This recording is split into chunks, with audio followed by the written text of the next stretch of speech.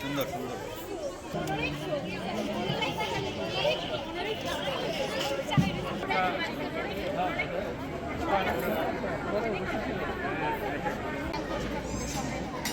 কি বলবেন, কেমন লাগছে?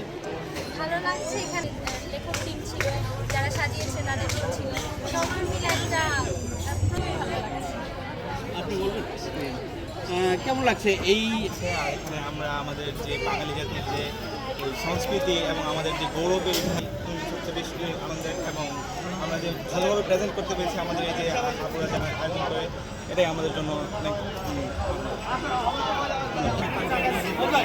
আমার এই যে মানে কি আগে অনেক ভালো লাগে।